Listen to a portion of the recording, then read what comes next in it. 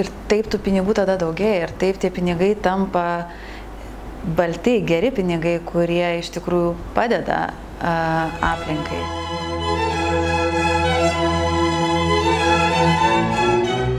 Sveiki, aš esu Otilija Dias.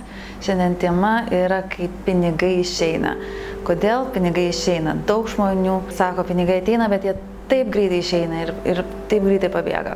Atėjo vyras, kuris tikrai verslininkas ir sako, viskas yra gerai, tie pinigai ateina, bet jie taip staigiai visi išeina. Ir kai mes hipnotiniai būsenai paklausime, kas atsitinka, kodėl tie pinigai taip išeina greitai, tai jisai nusikėlė tiesiai į 5 metų berniuką, kuriam atrodė ir įsitikino, kad pinigai yra problema.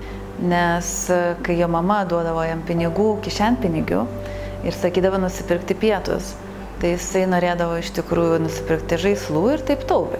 Ir kai mama pastebėdavo, kad kišenėje yra pinigų, labai bardavo. Ir jam susidėliojo viskas, aiškumas toks. Pinigai yra problema. Pinigai yra nereikalingi. Pinigus reikia kuo greičiau atsikratyti.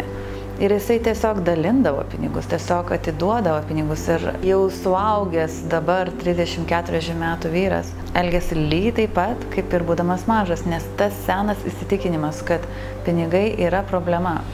Kol jisai to nepastebėjo būtent hipnotiniai būsenoj, kur yra pati šaknis, tol niekaip negalėjo suprasti, kodėl tie pinigai išeidinėjo. Labai dažnai žmonės įsitikina, kad daug pinigų atneša daug problemų, kad pinigai yra blogis.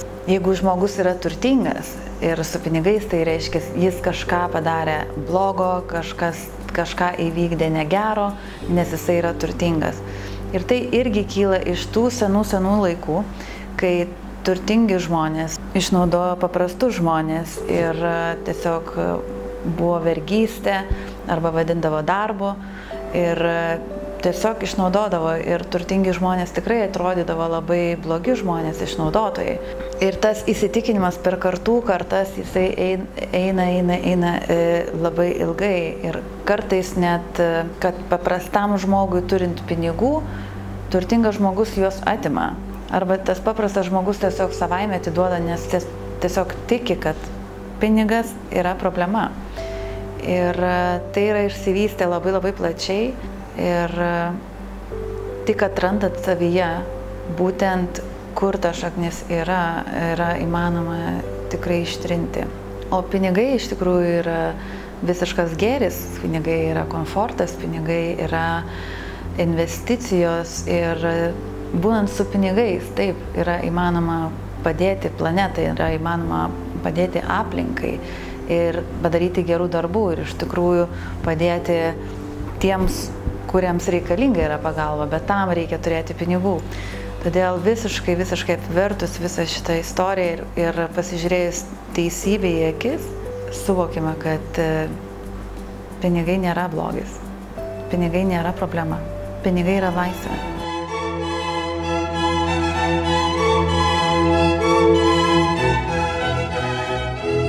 Norint turėti daug pinigų, jei iš tikrųjų jūs norite turėti daug pinigų, tai tiesiog sugalvokite kažkokį gerą darbą, ką jūs galite gero padaryti kitiems su tais pinigais.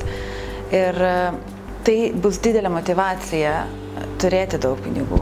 Pavyzdžiui, kaip ir Bill Gates, jisai turi daug pinigų ir turi pilną teisę turėti daug pinigų. Jisai padėjo Afrikoje su malerija tikrai daug genčių, kaimų, daug žmonių. Įvesdamas visai naują tvarką.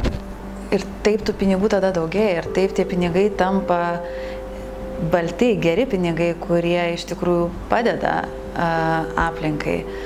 Taip pat labai dažnai būna, turi žmogus pinigų, bet bijo jos parodyti, bijo jais naudotis, bijo jais džiaugtis, nes jaučia, kad nevertas tų pinigų. Ir kai jaučiasi, kad nevertas tų pinigų, juos tada arba greitai praranda, arba jais tiesiog nesinaudoja ir kažkokiu būdu jie vis tiek išeina.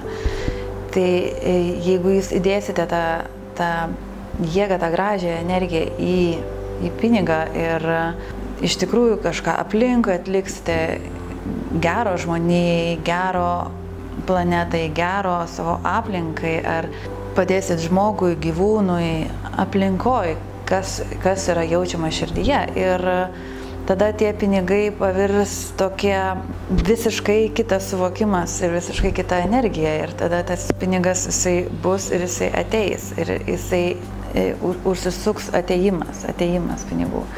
Tokiu būdu yra daug lengviau ir elgtis su pinigais, juos vartoti, juos naudoti, juos investuoti į save, investuoti į savo žinias, investuoti į keliones. Taip ir kelionės irgi yra investicijos, nes tai didžiausios pamokos. Padedant kitiems, padedam sau.